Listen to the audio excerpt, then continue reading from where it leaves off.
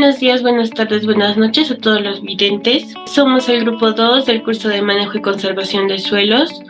El grupo está conformado por Álvarez Montoy Luis Darío y Bautista Neira Melariza. El tema que nos ha tocado en esta oportunidad es el manejo de técnicas y tecnologías de la conservación de suelos. El objetivo de la unidad 2 nos explica las prácticas que el ser humano realiza para minimizar la pérdida de suelo en sus áreas productivas. Como primer punto tenemos los conceptos básicos, el cual está dividido en dos. El primero es el concepto de conservación del suelo, que está ligado con el objetivo de la unidad. Y el segundo punto, que es la importancia de la conservación de suelos, la cual nos dice que significa la utilización de prácticas de protección y mejoramiento para reducir la pérdida del recurso del agua mediante la protección de la capa arable, y que también aumenta la infiltración del agua en el suelo. Como segundo punto tenemos la caracterización biofísica del área productiva. Este se divide en el 2.1, que son los criterios técnicos para el diagnóstico situacional, que nos permite dictaminar el estado actual de las actividades preventivas y correctivas del deterioro de los recursos. Esto se divide en 3 puntos. El primero, que es el objetivo del productor. Este se puede incluir el control de la erosión, el proteger el suelo y los cultivos contra el viento, el contribuir al control de las malezas, entre otros. Luego tenemos el punto 2, que son las condiciones de producción de la finca, la cual incluye la escasez de mano de obra en la finca, el acceso a los insumos externos e internos y las tendencias de la tierra, entre otros puntos. Luego tenemos el punto 3, que son las condiciones agroecológicas de la finca o parcela, la cual puede incluir las profundidades del suelo, el drenaje de agua, la textura del suelo, la capacidad de infiltración, y en este punto nos da una metodología para determinar la velocidad de infiltración del agua en el suelo. Luego tenemos el 2.2, que es la selección de las tecnologías apropiadas en los criterios técnicos, que son el proceso de selección de las tecnologías y prácticas que se pueden comparar como un proceso de filtración, ¿no? Estas tecnologías que pasan los criterios salen al final como las tecnologías promisorias. En este punto nos da una gráfica, la cual nos explica que tiene 3 filtros y cada una tienen que cumplir las condiciones agroecológicas para pasar de filtro en filtro y al final dar a conocer las tecnologías promisorias, ¿no? Acá nos dice que el primer filtro trata de las condiciones agroecológicas, las cuales tienen que cumplir las condiciones ya establecidas y así poder pasar del filtro 1 a entrar en el filtro 2. Entonces, el filtro 2 nos dicen que son las condiciones productivas de la finca, y las tecnologías que cumplen con las condiciones pasan del filtro 2 y entran en el filtro 3. Y el filtro 3 son los objetivos de producción, que son las tecnologías ya que cumplen los objetivos de producción y se consideran como las tecnologías promisorias.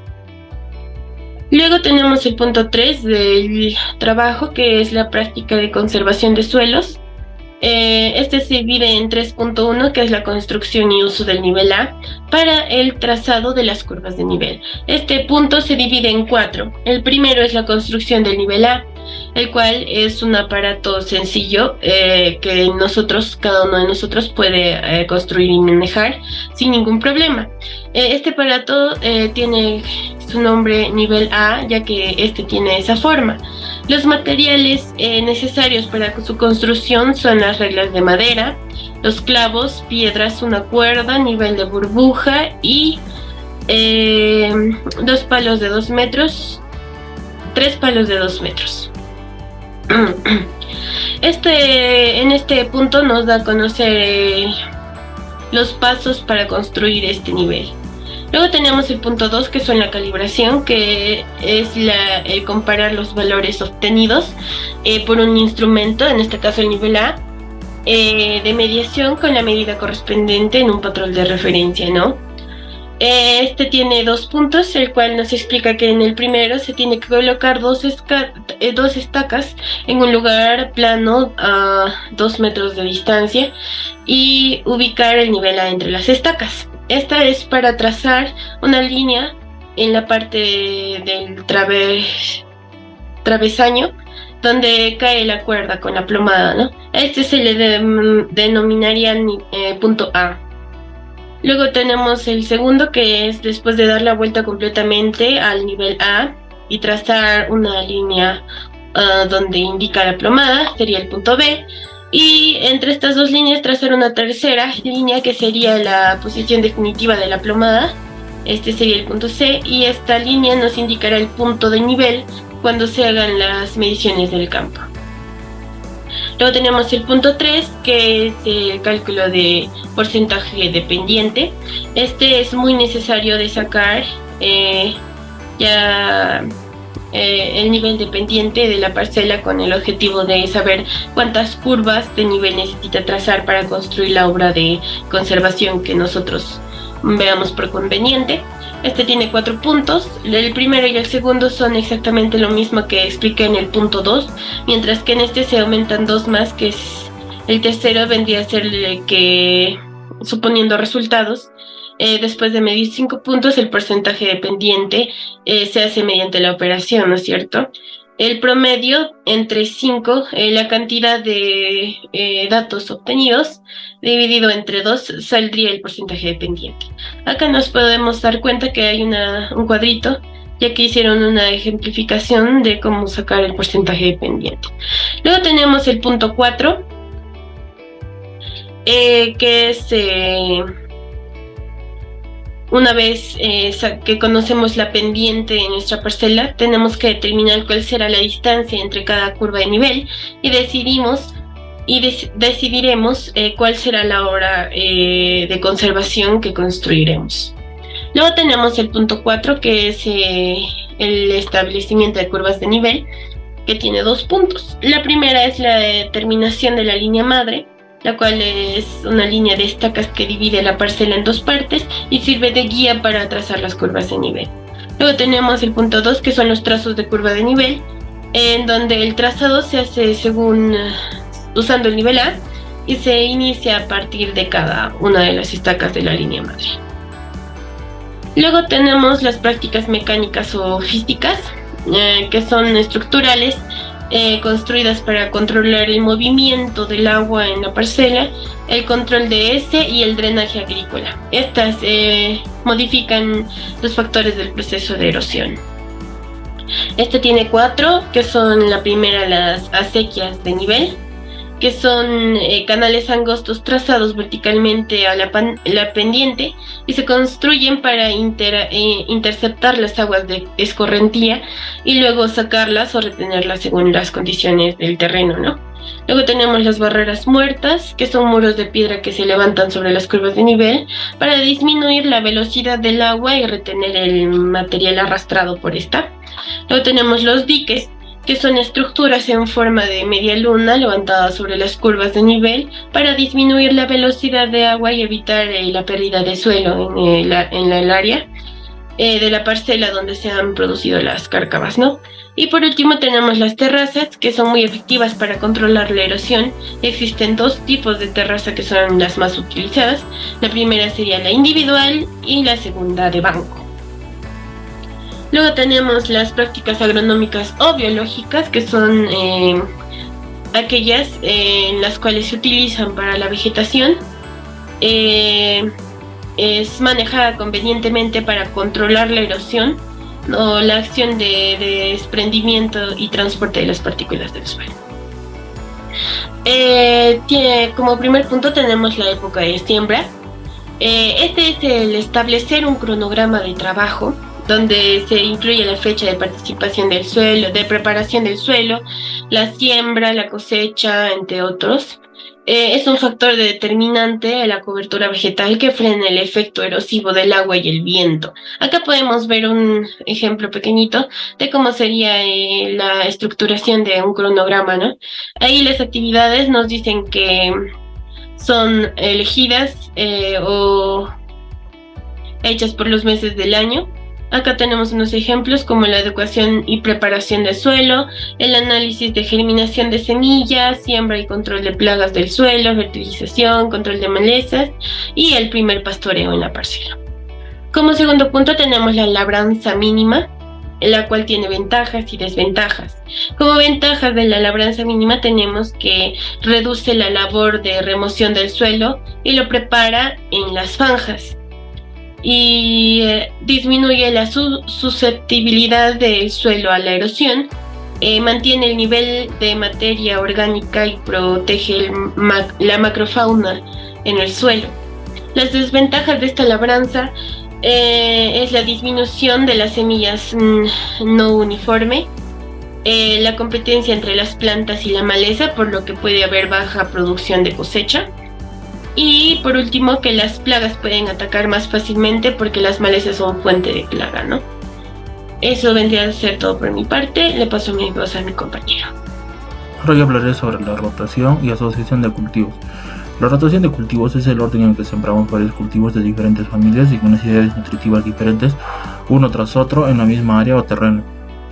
En el orden de rotación de cultivos se debe introducir una leguminosa para incorporar el nitrógeno al suelo, y también debería considerar los siguientes puntos. Como primer punto tendríamos el tipo de aprovechamiento de cultivos, esto considerando su sistema radicular, follaje, rastrojos y la filtración de nitrógeno. Como segundo punto tendríamos los materiales vegetativos aprovechados en el asocio y rotación de cultivos, tales como las leguminosas, gramíneas, solanáceas, cucurbitáceas, crucíferas, liliáceas, compositáceas, quenopodiáceas, entre otros. Y como tercer punto es que la fertilización del suelo puede ser química y orgánica. Continuando con las prácticas agronómicas o biológicas, tenemos lo que son la siembra en contorno, que también puede ser llamada siembra en contra de la pendiente o siembra atravesada a la pendiente. Esta práctica consiste en hacer las hileras del cultivo en contra de la pendiente siguiendo las curvas de nivel. La importancia de esta práctica es que al sembrar las hileras de cultivo en contra de la pendiente se oponen al paso del agua de lluvia que no se logra filtrar en el suelo, disminuyendo su velocidad y así hay menos arrastre del suelo y nutrientes. Luego obtendríamos el uso de especies precoces y nativas. Existen variedades tempranas y tardías de cultivos que nos permiten tener prontamente una cobertura vegetal que reduzca la erosión de los suelos e incremente los rendimientos del cultivo. Un ejemplo de esto podría ser la variedad de maíz catacama, el maíz pujagua y el olotillo. Ahora pasando a las prácticas agroforestales, tenemos las barreras vivas, que son hileras de plantas colocadas con determinado distanciamiento horizontal y sembradas a través de la pendiente siguiendo las curvas de nivel. Las plantas que utilizan para las barreras vivas tienen un crecimiento denso y resistente a la fuerza del escorrentío y la sequía. Entre las ventajas que ofrecen estas barreras tenemos que evitan la erosión en terrenos inclinados, es una barrera natural de insectos dañinos, es la atracción de enemigos naturales para plagas y alimentos para animales. Luego tenemos las cortinas rompevientos, que son aquellas plantaciones que generalmente son de árboles y arbustos de diferentes tamaños, dispuestas en hileras o en surcos con la finalidad de disminuir la velocidad de los vientos. Ahora vamos a pasar al uso y manejo de fertilizantes. En los fertilizantes tenemos de dos tipos, que serían los fertilizantes inorgánicos y los fertilizantes orgánicos. En los fertilizantes inorgánicos tenemos que son sustancias derivadas de rocas y minerales fabricados por medios industriales, como los abonos nitrogenados, que están hechos a partir de combustibles fósiles o los obtenidos de la minería, como los fosfatos, el potasio, el calcio o el zinc. Existen 5 tipos mayores de fertilizantes: los que son completamente inorgánicos, de propósitos especiales, los líquidos, de lenta liberación y fertilizantes con insecticidas o herbicidas. Dentro de las ventajas de los abonos inorgánicos tenemos su alta concentración, su contenido específico, su alta disponibilidad y la versatilidad. Y dentro de sus desventajas tenemos el peligro de usar más fertilizantes del requerido, y esto a su vez puede causar toxicidad a la planta y contaminación de suelos y aguas subterráneas. Y otra desventaja es que requiere de un entrenamiento para usarlos efectivamente. Ahora pasando a lo que son los fertilizantes orgánicos. Tenemos que el fertilizante orgánico es un conjunto de materia orgánica descompuesta que proviene del estiércol de animales, restos de vegetales, árboles, cultivos, malezas, restos de cocina u otra fuente orgánica natural que se puede encontrar en cada casa y lugar con bajo costo. Bien, dentro de los factores que intervienen en el procesamiento de fertilizantes orgánicos tenemos que la cantidad de los macros y microelementos y fertilizantes orgánicos se diferencian por las condiciones de su procesamiento y tipo de materias primas. Y dentro de los factores mismos que intervienen en este procesamiento tenemos la temperatura, la humedad, la relación carbono-nitrógeno y la acidez. Bien, en la cantidad de promedio de los microelementos y el número de relación carbono-nitrógeno en la materia prima, es importante conocer las características de la materia prima para tener una buena calidad de fertilizante. En la siguiente tabla se demuestra la cantidad de promedio de los microelementos y el número de relación carbono-nitrógeno de la materia prima. Ahora hablaré sobre los tipos de abonos orgánicos. Dentro de los tipos de abonos orgánicos destacan el bokashi, los microorganismos de montaña sólido, el abono foliar y el compost. Bien, el bokashi es un abono orgánico semidiscompuesto y en general se puede preparar con un tiempo de 20 a 25 días. Este abono orgánico no cuenta con una receta fija, pero generalmente se llega a preparar usando varios materiales disponibles en la casa o dentro de la chacra o comunidad y prepararlo con los materiales alternativos. En el sitio donde se puede preparar, se debe seleccionar un área bajo techo para que los materiales no se mojen o reciban directamente luz solar para evitar la putrefacción y la exhibición de nitrógeno. El cómo se prepara es básicamente disolver 1 litro de melaza en 10 litros de agua, mezclar todos los materiales secos echando gradualmente la melaza diluida y agua sin cloro hasta que los materiales tengan alrededor de un 50% de humedad.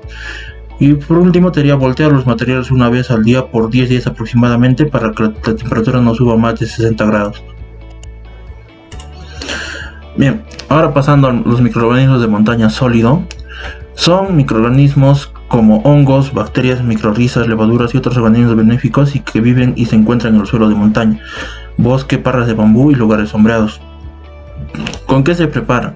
Para elaborar 100 kilogramos de estos microorganismos, los microorganismos sólidos de montaña, se seleccionan los siguientes materiales: 40 kilogramos de hojarasca o humus, 40 kilogramos de semolina de arroz, 1 galón de melaza diluido en 5 litros de agua no clorada, 15 kilogramos de pasto fresco tierno que pueden ser sustituidos por estiércol de vaca o caballo, completamente sanos. ¿Dónde se puede preparar? Se debe seleccionar un lugar bajo techo, sin sol y temperatura constante para preparar los materiales. ¿Cómo se prepara? Disolver 1 galón de melaza en 5 litros de agua no clorada. Como segundo paso, mezclar todos los materiales secos echando gradualmente la melaza diluida y agua sin cloro hasta que los materiales tengan alrededor del 50% de humedad. Como tercer paso tenemos que todo el material se introduce en un recipiente de plástico, se apizona con mucha presión para reducir al máximo el oxígeno presente. Luego se pone la tapa y se sella herméticamente con tiras de hule o una brida. Por último sería almacenar en un lugar bajo techo, sin sol y temperatura constante para esperar un proceso de fermentación suave. Pasando a los abonos foliares. Los abonos foliares son abonos líquidos que se aplican a la superficie de las hojas y alrededor de las raíces de la planta.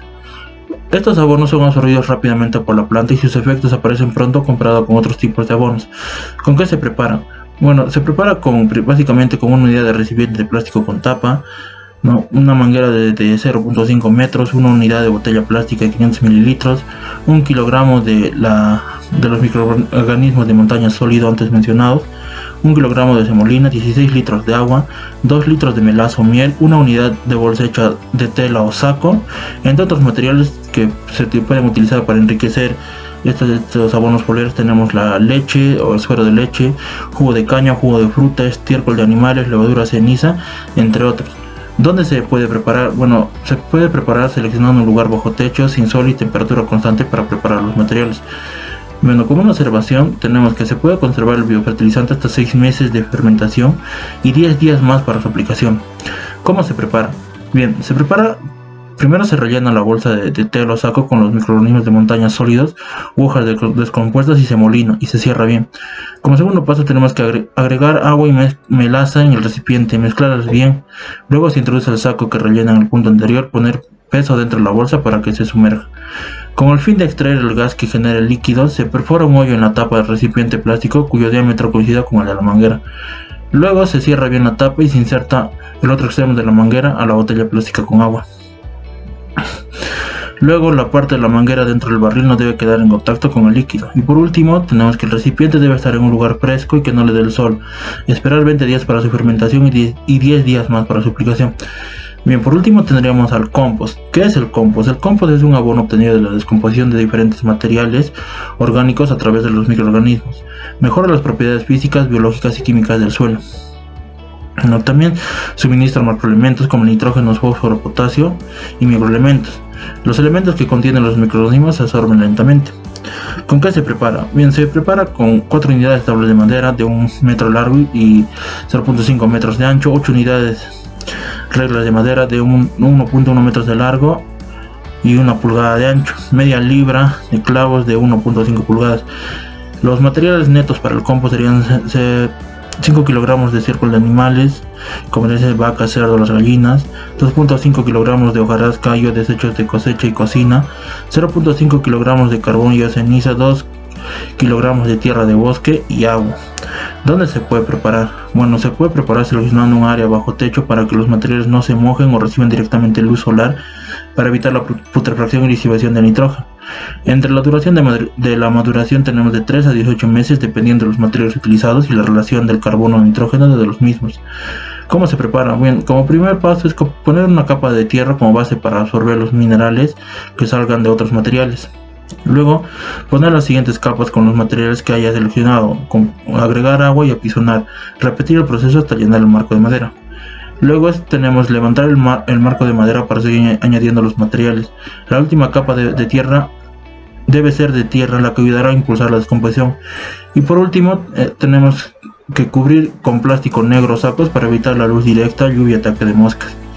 Bien, entre otros tipos de abonos orgánicos tenemos los abonos verdes, la gallinaza y la estercolera. Los abonos verdes son aquellas plantas que se siembran para mejorar la materia orgánica y fertilidad del suelo, incorporándolas preferiblemente antes de su floración. Estas plantas son preferiblemente leguminosas. Bien, ¿qué es la gallinaza? La gallinaza es el estiércol de las gallinas que se crían para la producción de huevo, compostado y secado para reducir la cantidad de microorganismos como bacterias, virus, hongos y nemátodos, que en alta concentración puede ser nocivo. La gallinaza contiene un importante nivel de nitrógeno, fósforo y potasio, los cuales son imprescindibles para que tanto animales y plantas asimilen los nutrientes. La estercolera. Las estercoleras tienen por objeto almacenar el estiércol desde que se saca de los alojamientos o áreas del ganado hasta que se distribuyen en el campo como abono orgánico. Se sitúan en lugares de fácil acceso cercanos a los alojamientos de ganado y alejados de las viviendas y de los pozos o fuentes de que suministran el agua potable. Bien, ahora vamos a presentar las dos autoevaluaciones correspondientes a la unidad.